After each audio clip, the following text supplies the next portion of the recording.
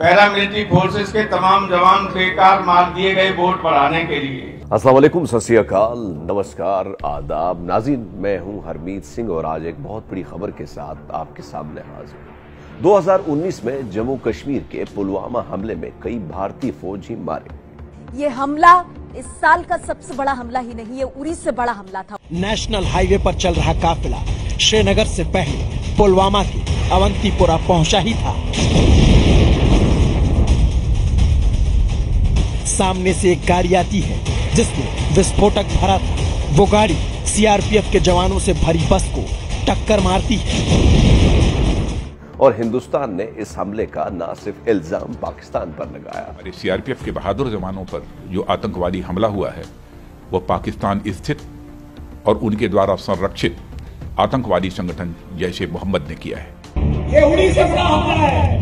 आपको बड़ा करना होगा, आपको फिर दोबारा सबक सिखाना होगा।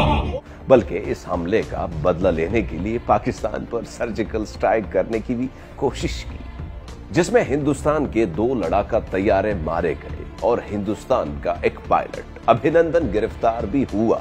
Now, Pakistan says it shot down 2 Indian fighter jets while they were in Pakistani airspace. They've arrested 1 Indian pilot. नाज़रीन, अगर मैं ये कहूँ कि 2019 का ये पुलवामा हमला हिंदुस्तानी सरकार ने खुद अपने फौजियों पर करवाया था, तो आपको कैसा लगेगा?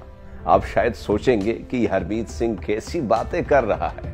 भला कोई हुकूमत अपने ही फौजियों को कीड़े मकोड़ों की तरह कैसे मार सकती है? आपको सुनकर हैरानी होगी, मगर ऐसा ही हुआ।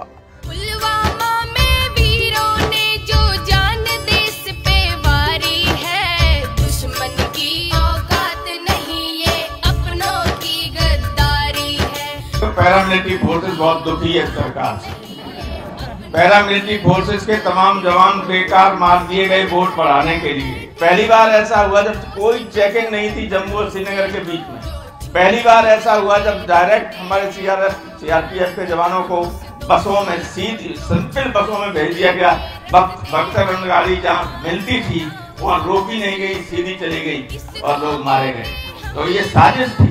नरेंद्र मोदी के करीबी समझे जाने वाले जर्द सहाफत के अलंबरदार अर्नब गोस्वामी की व्हाट्सएप गुफ्तगू लीक हो चुकी है और उसने हिंदुस्तान में बवाल मचा दिया है। Never ever ever again because you are unable दुश्मन घर में बैठे हैं, तुम कोसते रहो पड़ोसी को, जो छुरी बगल में रखते हैं तुम मार दो ना उस दोषी को, जो छुरी बगल। सबसे पहला सवाल तो ये है कि ये चैट कैसे लीक हुई। इसको समझने के लिए आपको थोड़ा पीछे जाना पड़ेगा। गुज़िश्ता बरस मुंबई पुलिस ने टीवी के रेटिंग के साथ फ्रॉड करने पर अर्नब गोस्वामी समेत मुतअद्दिद अफराद को गिरफ्तार किया था। Hours after being charged of manipulating TRP ratings in this country, the Republic Chief Arnab Goswami asking a simple question. Arnab, Mumbai police has registered a case against you. What do you have to say? उन पर इल्जाम है कि अर्नब गोस्वामी ने rating company के सरबराह के साथ मिलकर अपने चैनल की रेटिंग हमेशा ज्यादा दिखाई और उसके नतीजे में इश्तिहारात का बड़ा रेवेन्यू बाकी टीवी चैनल से हथिया लिया। मुंबई पुलिस ने इस फ्रॉड के सबूत भी पेश किए।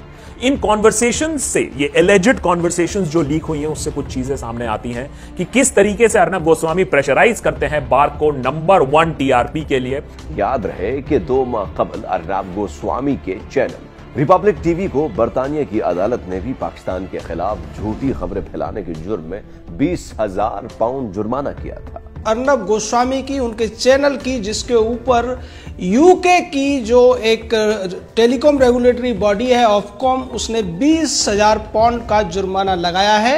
अर्नब गोस्वामी की लीक होने वाली व्हाट्सएप गुफ्तगू का सबसे खौफनाक आंसर ये है कि अर्नब गोस्वामी को बालाकोट स्ट्राइक के बारे में पहले ही से पता था और वो अपने दोस्त को इसके बारे में बता रहा है कि कुछ बहुत बड़ा होने वाला है। और जब बालाकोट स्ट्राइक हुआ तो उसका दोस्त पूछता है कि आप उसकी बात कर रहे थे, जिस पर अर्नब हाँ में जवाब देता है। अर्नब गोस्वामी ने अपने व्हाट्सएप पर लिखा कि कुछ बड़ा होने वाला है।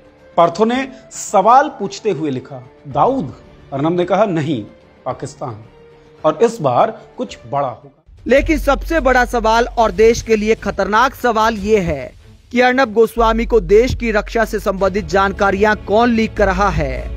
इस तरह पुलवामा हमले में जब 40 से ज्यादा फौजी एहलकार हलाक हुए तो अर्नब गोस्वामी ने उसकी सबसे पहले कवरेज करने पर शानदार अंदाज में खुशी मनाई और इसको अपनी जीत करार दे दिया। प्रशांत भूषण ने अर्नब गेट पर ट्वीट करते हुए कहा, अर्नब के चैट खुलासा करते हैं कि उसने पुलवामा में 40 जवानों की शहादत का जश्न मनाया क्योंकि उसने लिखा कि हमें बड़ी जीत मिली और बालाकोट एयर स्ट्राइक की भी उसे पहले से ही जानकारी थी।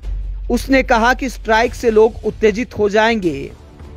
नाज़रीन, एक यूरोपीय यूनियन की डिसइंफो लैब के इंकशाफात जिनके मुताबिक ये सारा पोल खुल चुका है कि हिंदुस्तान कैसे दुनिया भर में जाली वेबसाइट के जरिए पाकिस्तान के खिलाफ प्रोपेगेंडा करता है। Talk about the latest revelation made by European Union Disinformation Lab regarding the disinformation campaign that persisted for as long as 15 years and the Indian connection behind it. So the only source that we can find back, which is a common source, is consortium, a group based in India called the Srivastava Group. Pulwama हमले का case और अर्नब गोस्वामी की leak होने वाली WhatsApp गुफ्तगू न सिर्फ हिंदुस्तानी RSS साम्राज्य के खिलाफ एक बहुत बड़ा केस है, बल्कि इस लीक ने हिंदुस्तान की जनूनी हुकूमत के बारे में वज़ीर आज़म पाकिस्तान इमरान खान की हर बात को हर्फ बहर्फ सच साबित कर दिया है। This ideology of hate is what murdered the great Mahatma Gandhi in 1948. It was this ideology of hate that made Narendra Modi in 2002 do a pogrom against Muslims in Gujarat when he was the chief minister. He allowed 3 days for these RSS goons who were inspired by the Hitler brown shirts. They actually wear brown shirts. अब जरूरत इस अमर की है कि एक तरफ हुकूमत पाकिस्तान को ये केस अब आलमी अदालत में उठाना चाहिए और दूसरी पाकिस्तान फॉरेन ऑफिस और दुनिया भर में फैले हुए पाकिस्तानी सिफारतखानों को चाहिए कि अब आलमी सतह पर हिंदू इंतहा पसंदों के इस खेल को बेनकाब किया जाए, क्योंकि हिंदुस्तान इस वक्त रोक स्टेट बन चुका है और आरएसएस नामी एक माफिया के कब्जे में है। अगर हिंदुस्तान को इस माफिया से आजाद ना करवाया गया तो ये खित्ता न्यूक्लियर जंग में जलकर भस्म हो जाएगा।